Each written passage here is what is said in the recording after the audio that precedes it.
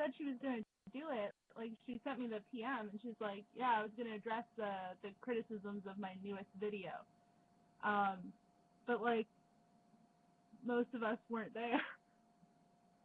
And we made it clear to her, like, when she sent it out, like, I knew, I was like, I can't be there, you know, I'm going to be working and that kind of thing. And it was just, and so when I did get home, it was just kind of weird because it had been going for hours. And then, of course, it was that Divinity person who was, I had to, like, be co-hosted by, and she's just been really hostile to me lately. And then she's just like, you're a trans misogynist and blah, blah, blah. And I was just like, what?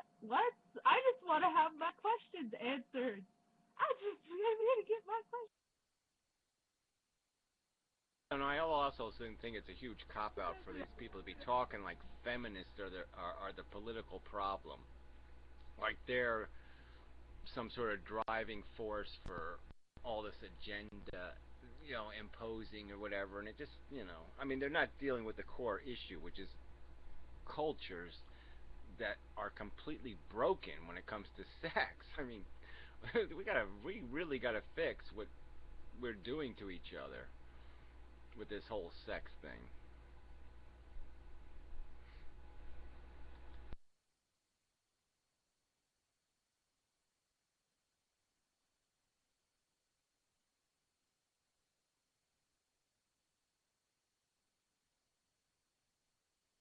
So it is kind of weird when you think about it. Let's say you could have legal prostitution, but it would still take you a year to get a divorce. I mean, little things like that, and you'd say, well, which sense does that make? You know? I mean, it's okay to go to hookers, but it's not okay to get divorced? Yeah, I've been thinking about something lately, like, and it's the whole stigma thing that, like, was brought up, and it's just been kind of just going through my mind, but, like, that Dev Shell guy, or I don't know, he said that most of his, like, customers, like, were married men, and I was like, until you address that stigma, you know, I mean, like, there's going to be a stigma there, whether it's legal or not, because people don't like the idea of, you know, their partners going to prostitutes. You know, people are always going to be like, what the fuck are these people doing? And it being legal is not going to take that away. So yeah, I mean, we all hope to be in relationships where we can trust the other person. But I'd have to honestly say to somebody, you know, look, I love you, I'll marry you, blah, blah, blah, we have a life together. But if a girl who looks just like Christina Applegate, you know, comes up to me on the street and hands me get a free hook or whatever, you know, free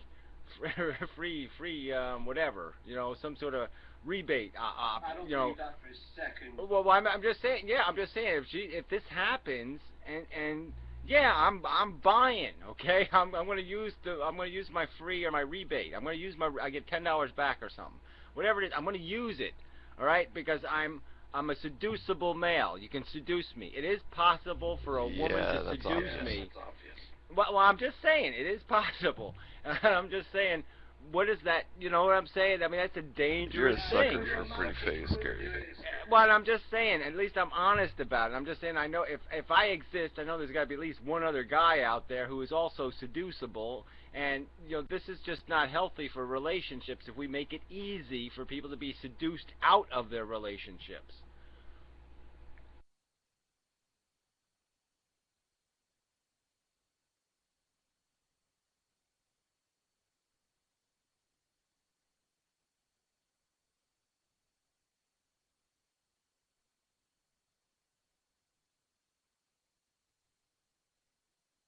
Yeah, well, like I say, it may be for money, but it has to be. It just can't be called the sex industry. You gotta get like some kind of. It's gotta have like some sort of minimum wage just to keep it a job you really want to do, not to get rich, but just, you know what I mean. Make it pay like what a dishwasher pays. Make it a crappy paying job, and then we'll know that the women doing it are doing it. You know, they're choosing between being a dishwasher and being a hooker. They're not choosing between being a dishwasher and being rich. You know, exploiting men. And that's the other side to this thing that, you know, no one's talking about. Is the other side to this equation is that these hookers are exploiting male desire.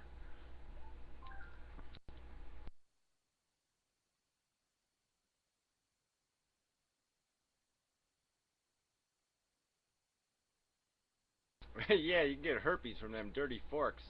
But yeah, you know. Well, look, there's Some lots of the of jobs restaurants that have. I've worked in, you might. Yeah, well, look, I've been there, so I've been there, done that. Yuck.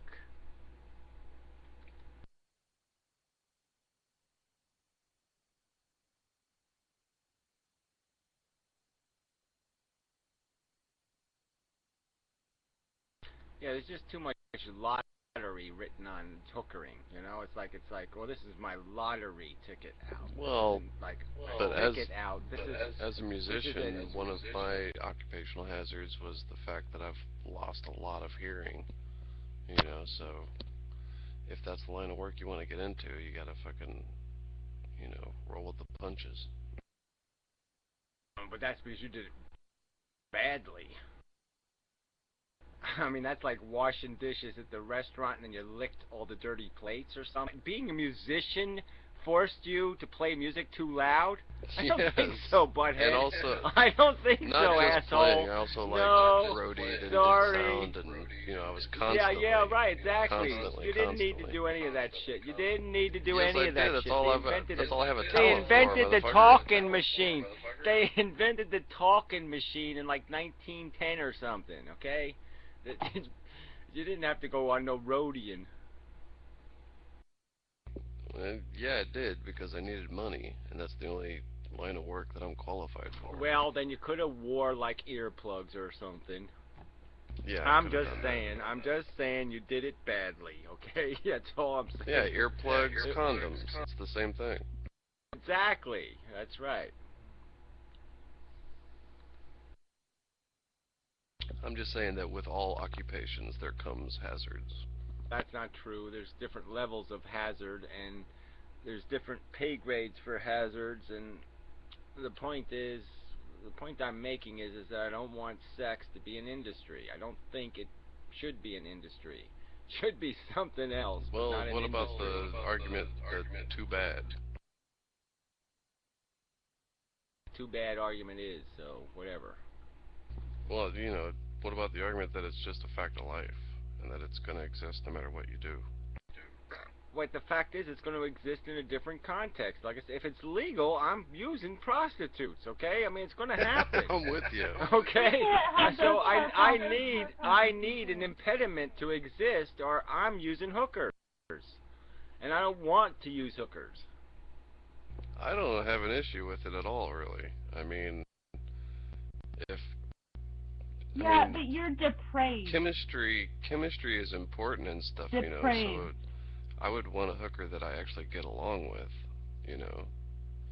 but And it's the that whole act we of should paying have her, some that's opportunity to create some mechanism where people can match their needs to each other in some other way besides this capitalistic, I'm selling it on the street bullshit to any comer. All right, so create a mechanism that allows people to create social. Like I said, it wouldn't be a hooker if the woman is like, okay, let's say she's got 10 clients, okay? All right, so if I'm sharing a woman with 10 other guys, that's a little more palatable than the idea of, some woman who's just taking money on the street. Anybody gives her $20. You might meet a girl and get in bed with her and be selling her or sharing her with 10 other guys anyway, regardless of whether there's yeah. money Well, I'm involved just or not. saying that has it might in practice be the same, but I'm saying in principle it's different, and that's sometimes important.